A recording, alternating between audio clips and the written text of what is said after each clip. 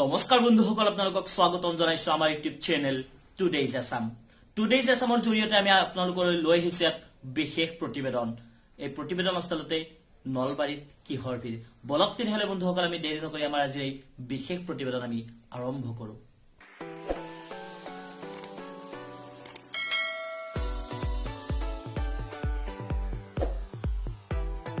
দেখুৱাইছো নলবাৰীৰ প্ৰতিবাদৰ কিছু দৃশ্যাংশ। জিলাত আজি অৱস্থান ধৰ্মঘট কাৰ বিৰুদ্ধে বাতিলৰ দাবীত কৃষক নেতা অখিল গগৈ সহ গ্ৰেপ্তাৰ হোৱা সমূহ প্ৰতিবাদকাৰীক বিনা চৰ্তে মুক্তিৰ দাবীত সমগ্ৰ অসম জ্বলিছে। আৰু এনে প্ৰেক্ষাপটত আমি নলবাৰীৰ দৃশ্য আপোনালোকক দেখুৱাইছো। এয়া হৈছে নলবাৰীৰ দৃশ্য। ভূপেন হাজৰিকা শিশু উদ্যানৰ সন্মুখত কৃষক মুক্তি সংগ্ৰাম সমিতিৰ একাংশ বিষয়ববীয়াই পুৰুষ মহিলা সকলোৱে দলে বলে ওলাই আহি নাগৰিকত্ব সংশোধনী বিধেয়কৰ বিৰুদ্ধে যিসকল বিৰুদ্ধাচৰণ কৰে, যিসকল প্ৰতিবাদকাৰী আছিল, আচলতে তেখেতসকলৰ ভিতৰত অখিল গগৈ ডাঙৰীয়াৰ লগতে যিসকল প্ৰতিবাদকাৰীক গ্ৰেপ্তাৰ কৰিছিলে চৰকাৰে, সেই গ্ৰেপ্তাৰকাৰীসকলক মুক্তিৰ দাবীত ইতিমধ্যে শীঘ্ৰে তেওঁলোকক মুক্তিৰ দাবীত তেওঁলোকে বিজেপি দলে বাহিৰ কৰিছিল শান্তি সমদল। আৰু আজি সেই একেখন নলবাৰীতে কিন্তু ৰাষ্ট্ৰীয় আইন যিখন চিটিজেনশ্বিপ এমেণ্ডমেণ্ট এক্ট, নাগৰিকত্ব সংশোধনী আইন, সেই আইনৰ বিৰুদ্ধে একাংশ নলবাৰীৰ কৃষক মুক্তি সংগ্ৰাম সমিতিৰ শাখাৰ কৰ্মকৰ্তাসকল ওলাই আহি প্ৰতিবাদ সাব্যস্ত কৰিছে। এয়া আপোনালোকক আমি দেখুৱাবলৈ আচলতে আছিল নাগৰিকত্ব সংশোধনী আইনৰ বাতিলৰ দাবীত নলবাৰী জিলা কৃষক মুক্তি সংগ্ৰাম সমিতিয়ে কৰা অৱস্থান ধৰ্মঘটৰ দৃশ্য আপোনালোকক দেখুৱাইছো। আচলতে সমগ্ৰ অসম জ্বলিছে, নলবাৰী জ্বলিছে, সমগ্ৰ ভাৰতবৰ্ষ জ্বলিছে। যেতিয়ালৈকে নাগৰিকত্ব সংশোধনী আইনৰ দৰে কলা আইন এইখন অসমৰ পৰা, এইখন ভাৰতবৰ্ষৰ পৰা দাবী বাতিল কৰা নহয়, তেতিয়ালৈকে এনেকুৱা ধৰণৰ আন্দোলন অব্যাহত থাকিব। আৰু যি কৃষক মুক্তি সংগ্ৰাম সমিতিকে ধৰি শৃংখল চলিয়াকে ধৰি যিমানখিনি মানুহক, অসমীয়া মানুহক আচলতে গ্ৰেপ্তাৰ কৰিছে, সেইসমূহ অসমবাসী মানুহক, যিসকল প্ৰতিবাদকাৰীক গ্ৰেপ্তাৰ কৰা হৈছে, আচলতে সেইসমূহ প্ৰতিবাদকাৰীসকলক মুক্তি নিদিয়া পৰ্যন্ত এনেকুৱা ধৰণৰ গণতান্ত্ৰিক আন্দোলন অব্যাহত থাকিব। ধন্যবাদ।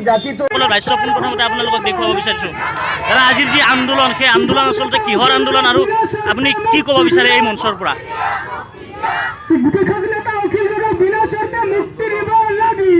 অকণমান ডাঙৰ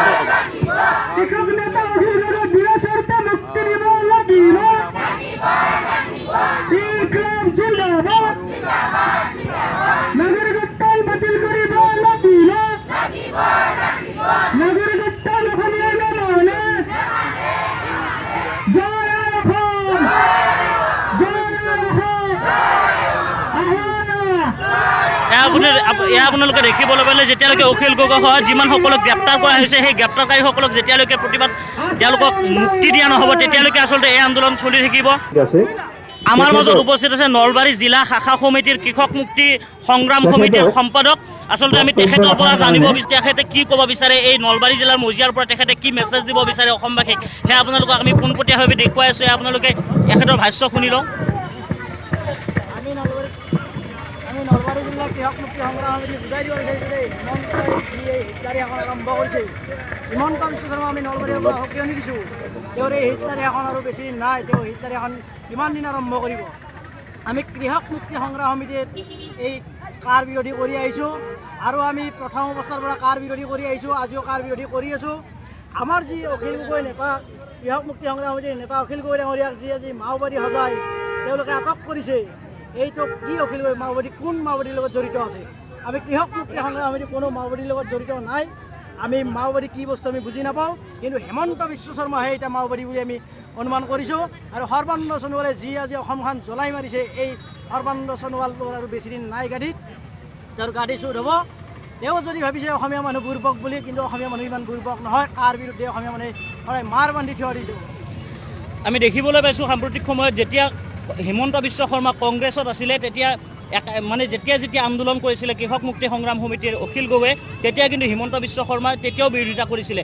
আৰু এতিয়া বৰ্তমান আমি দেখিবলৈ পাইছোঁ, এতিয়া বৰ্তমানৰ কংগ্ৰেছীখিনিয়ে অখিল গগৈক সমৰ্থন কৰে, আৰু তেতিয়া কংগ্ৰেছীখিনিয়ে কিন্তু চৰকাৰ যেতিয়া কংগ্ৰেছত আছিল, তেতিয়া কংগ্ৰেছীখিনিয়ে কিন্তু অখিল গগৈক সমৰ্থন কৰা নাছিল। আচলতে এইটো ৰাজনৈতিক ষড়যন্ত্ৰ নে আন কিবা, ইয়াৰ আঁতৰত কি লুকাই আছে সেয়া আপুনি কি ক'ব?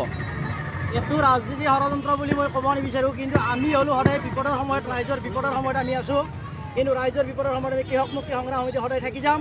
সময়ত নাগৰিকত্ব সংশোধনী আইনৰ দৰে কলা আইন আনি ৰজাঘৰীয়াসকলে এইখন অসমৰ অস্তিত্বক থান বান কৰিব খুজিছে সেই একেখন অসমতে যেতিয়া সমগ্ৰ অসমত প্ৰতিবাদৰ খুব দপদপাই জ্বলিছে আচলতে এই আৰ্তনাদ এই 5 গৰাকীকৈ অসমীয়া শ্বহীদৰ মূল্য বুজিবলৈ ৰজাঘৰীয়াই সেয়া আজিৰ আটাইতকৈ ডাঙৰ প্ৰশ্ন।